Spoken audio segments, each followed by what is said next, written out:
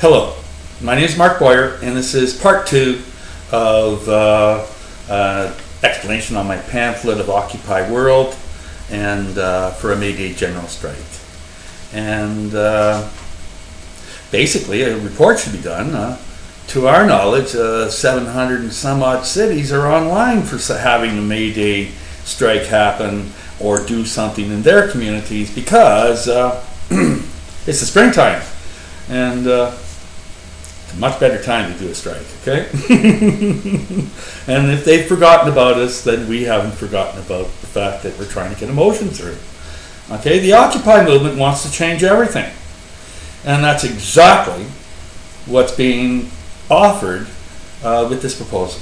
The reality is as it says in the last time I spoke about the first side and the third side and the fourth page, but in between that, there's this greater issue that needs to be addressed, and that's everywhere in the world. The fact that at least 40% of all jobs in the last 15 years simply don't exist anymore because a computer's doing it or a robot is doing it. And if the market had their own way, 80% of all jobs will be gone in 10 years. And that's good for the economy. Computers and robots work for nothing, 24/7, and that's all there is to it.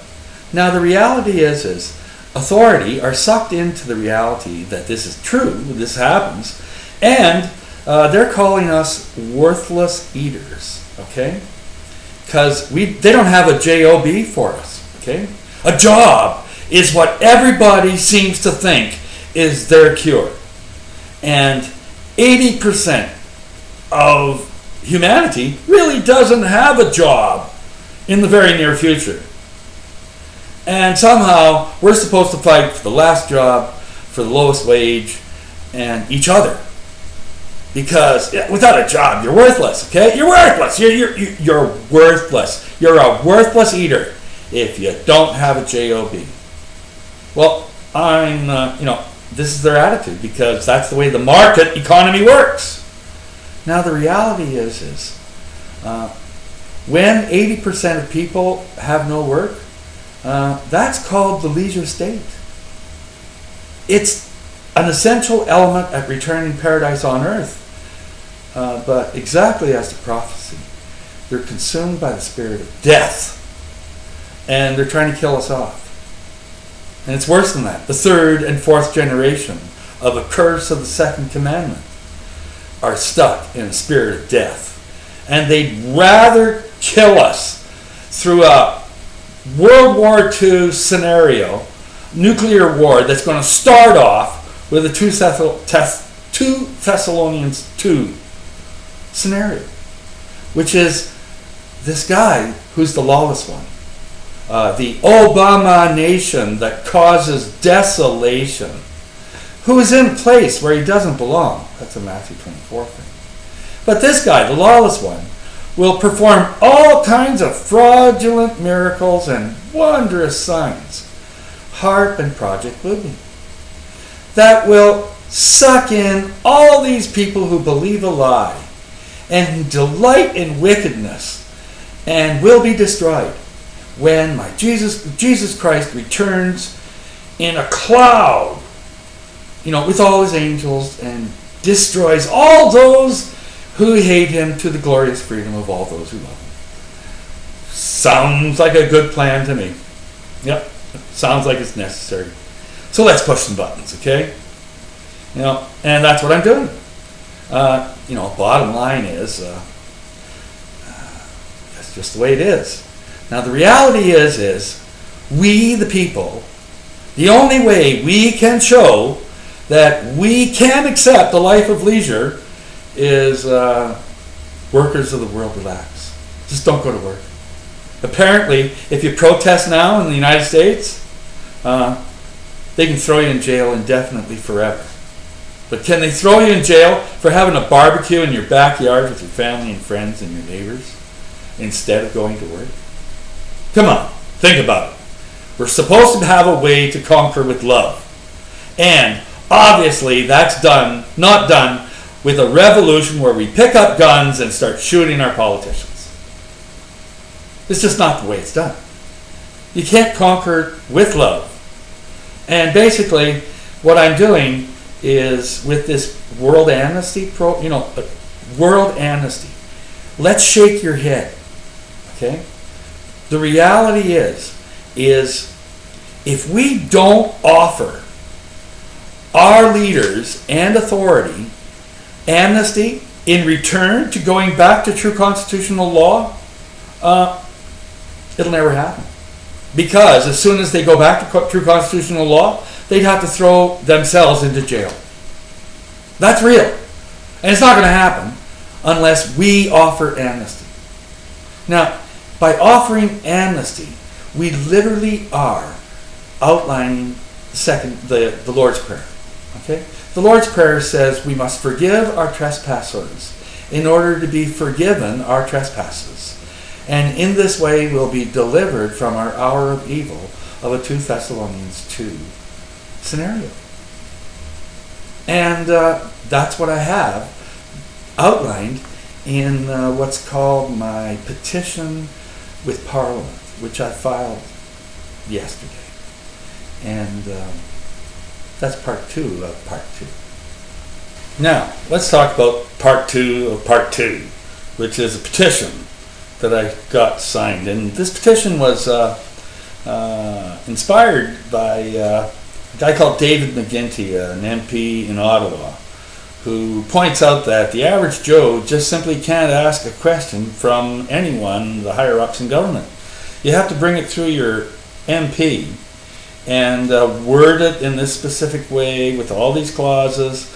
And he gave all the links to do this, and I was inspired by doing this. So I'm pretty good at law. So I looked at it and I formulated within the parameters of what they asked, how it has to be worded, and I gave it a good shot. Okay, and I'll read it here. Okay, and it's to the House of Commons under the Government of Canada, in order to address an issue, the following issue of international importance in the House, namely, in order to seek remedy and avoid a general May Day strike.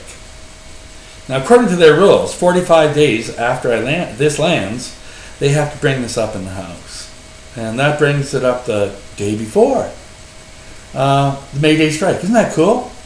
Timing is everything. Okay, now, this petition requests the House of Commons to take a chance on love and embrace the notion to return to true constitutional law by holding a one-day open and frank debate on the floor of the House with the Prime Minister, Stephen Harper, and or his Justice Minister on this notion to offer general amnesty to everyone who's been sucked into a never-ending pit of liability created by Section 33 of the Charter of Rights and Freedoms.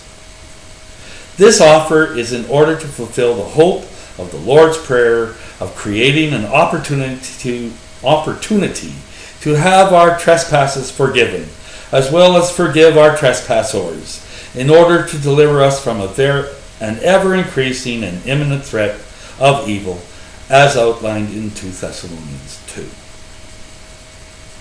So that was filed, and with Libby Davies' office, because that's my writing. Technically, all I needed was 25 signatures of any resident of Canada, and I upped the ante on that. I said I had to have 25 citizens of Canada and individuals in the jurisdiction of Vancouver East who are constituents represented by Libby Davies. And we seek a remedy in order to meet the requirements established by the rules and practices of the House that were all spilled by a guy called David McGuinty. Thank you. By holding our MP responsible to press our petition onto the Clerk of Petitions for certifications and solicit support so that such a debate occurs in special session of the House, if need be. Now, these special requests say you can have an expenditure of money, and a special session of the House would cause that. Okay? Now, within the stipulated time frame of 45 calendar days in order to avoid a general May Day strike. Now, they either ignore this, shun it, stick it in the closet, and do nothing about it, which is actually what I expect them to do. But you never know. You really never know. And if they do, I guess it never happened. Mr. Boyer, you forgot to dot your I's. The fourth person down here didn't put their apartment number. We can't read. This is just not good enough. Goodbye. They can do that. But then they're missing the chance to conquer with love. Isn't that good? Okay? And that happens anytime. Bottom line is, what I'm trying to do between now and May Day is everything set up for Isaiah 59, where it says God, that we live in a world consumed in violence, and there seems to be no one who will help the messenger do it, and nobody will lift a finger. So God puts on his helmet of salvation, his breastplate of righteousness, and his cloak of vengeance, and descends on the world with a league of his angels in a cloud. Now you know what? That sounds like a solar flare. In fact, every prophecy of our end times sounds like a solar flare. That's all there is to it. Okay? And if these assholes really fear going to jail, they're going to push the buttons to cause World War III. And in order to do that, they got to pull off the biggest, false flag that the world has ever seen. And that's clearly outlined in 2 Thessalonians 2. Fraudulent miracles and wondrous signs caused by HAARP. Okay? And Project Bluebeam. If you don't know about those, look it up. Okay?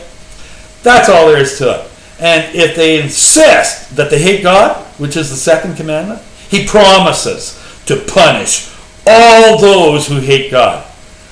The way I read it, there's got to be someone who's punished for this, because the year of my Lord's grace expired 4 days ago. Okay? And they don't believe it. Well, that's prophecy. Okay? Bottom line is, in the last year, way back on August 2nd, there's a strong argument that I'm blessed as to Daniel 12. And I did a video on that a while back. Go check it out. But, you know what? In order for them to be saved, all I have to do is instill it into someone with authority to say, blessed is he who comes in the name of the Lord. And you know what? They can snuff this message so nobody hears it. Those who hear it can stick fingers in their ears so that they don't hear it. And they can cloud their brain by eating another glass of fluoride-infested water to make sure your brain is confused. But you know what?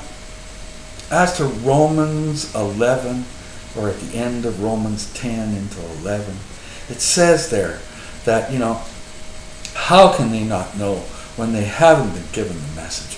How can they, how can they be taught when there are no teachers? Well, of course they know. Okay? What I'm trying to do by asking for a special session is to make an in that day scenario. And if they wanted to wait till the last day, then they better pray that somebody doesn't start World War III between now and then. Because that's a 2 Thessalonians 2 thing. And they missed the mark. Okay? And missing the mark is actually the definition of sinning. Okay? It's not this, screwing your neighbor's wife. No. That's a sin too. But, missing the mark is the kindest interpretation of sinning. And Jefferson said it very clear, that we would be reduced to mere automatons of misery, only knowing sinning and suffering, And the forehorse to this is public debt. That's destroyed, thrown everyone out of their houses, and wreaking havoc on the economies of the world. Another thing the abomination that causes desolation causes. And you know what? And it's all being, these scenarios are done by people who also read the Bible. Okay? The reason we have these things is because they read the Bible and they're fixing the deck so that it happens. So someone out there did this so that good could result, which is Romans 3. I just can't find him. Okay? Now, the prophecy says the voice from the west is done. And that's exactly what this petition is. It's the voice from the west. And as far as I'm concerned, the best case scenario now is Isaiah 59. And because I really can't help but think that a rebellion by those in authority would still be the bloodbath of a lot of people who say no. Now, as I said, last year was the year of grace. This year is not. This year it's over, real quick and easy, to the glorious freedom of everyone in mankind, and I promise you, it's the greatest show on earth. You'll never see a shaking of the world like it's seen, and you'll never see it again. At least that's what it's billed as being. And if somebody thinks they don't want this to happen, is a clear indication that they know they're on the wrong side. And it boils down to which side you're on. And that's exactly what I'm doing, and that's all there is to it. So basically I'm going to pull out this video, and maybe it'll end up in, like everything else, being censored on censored on censored on censored by Facebook, YouTube, and all their dirty tricks to keep me from getting the word out. And that would be exactly what Romans 10 says. And you know, they have to do everything in the Bible, because and you know what? If everything in the Bible has to happen, that means all this shithole has to happen too. Well, let's play. That's all I can say. If you hate God, God hates you. Okay? And and how do you prove that you don't hate God? Well, don't repent. Don't change your way of thinking. Don't do anything, because Matthew 24 says you're going to stand still. You're going to stand there and not do a thing and be destroyed. Because that scenario happens before Jesus Christ returns. And I know my interpretation of the Bible is not your interpretation of the Bible, but I'm allowed mine. And as far as I'm concerned, I'm blessed. So says Daniel 12. Because on the 1335th day, nothing happened. But 3 days after that, a boulder the size of Texas came between the earth and the moon. And that might mean you're blessed too. But only if you repent. And if the message doesn't get out, well, a whole bunch of people who could have won't have a chance. But that's the game they want to play. And thank you very much. And may God bless.